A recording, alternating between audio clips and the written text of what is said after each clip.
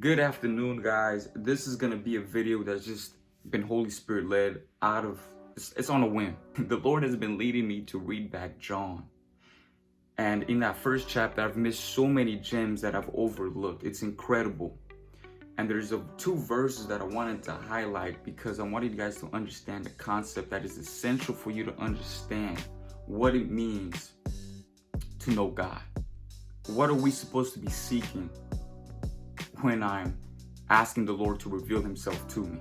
So mind you, I got my Bible down here, okay? Just trust.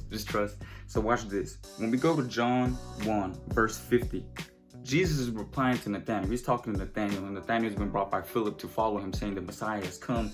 And Nathanael's been kind of, he's kind of suspect. He's like, man, how do you know this is the Messiah? How can anything good come from Nazareth? And look at the response of Jesus, because Jesus then told him, I know that you're a man of character because I saw you under the fig tree. So Nathanael was impressed. And Jesus replies, you believe because I told you I saw you under the fig tree. You will see greater things than that. He then added, very truly I tell you, you will see heaven open and the angels of God ascending and descending on the Son of Man. Now, before, I used to think that this idea of we seeing angels ascending and descending was literal. It's a physical manifestation.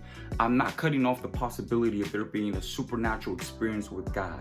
But there's a point that Jesus is trying to highlight here to Nathanael. Nathanael was easily impressed with foreknowledge. And that's how we are today.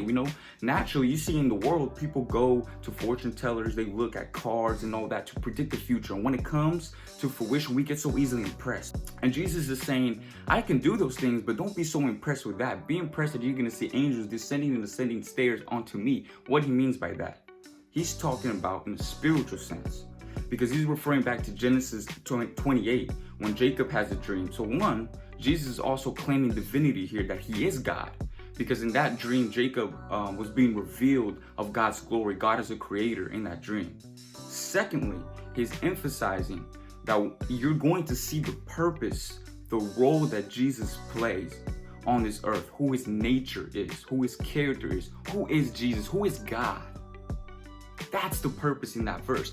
And he's indirectly saying that it is more powerful to have spiritual insight on the nature of God and who God is than any supernatural experience. It was a supernatural experience for Nathanael to all of a sudden realize that Jesus knew that he was sitting under the fig tree. But Jesus was then acknowledging and saying it's even more powerful if you actually got to know me. And that's what we're supposed to be doing.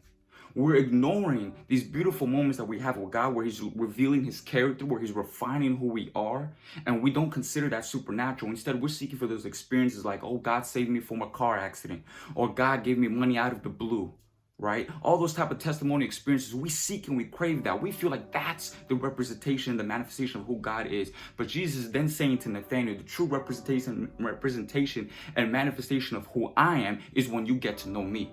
And so when you get to know God in your quiet time, when you get to know God in your prayers, and you start noticing more and more of his character, more and more he starts pushing to you about his likes and dislikes, and you see yourself changing, fit into that character, to fit on who God has called you to be, that right there is truly getting to know God. That right there is the true supernatural experience. And that is what Jesus is calling for us to get to know.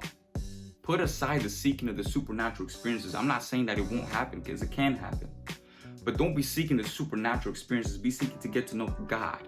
Because the supernatural experience is under the umbrella of getting to know God. It's just a fragment of who he is.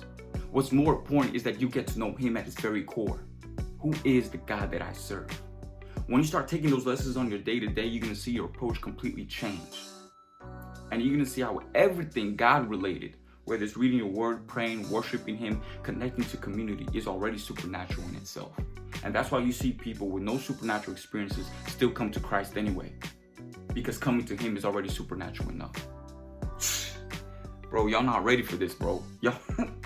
Y'all not ready for this. It's a quick video. It was just Holy Spirit led, man. It's that type of revelation that I think God can really open your guys' eyes to see. And so if there's anything to take from this video, is this: stop seeking the supernatural experiences and seek God, his nature and character. And through that, you're gonna notice that everything's supernatural already.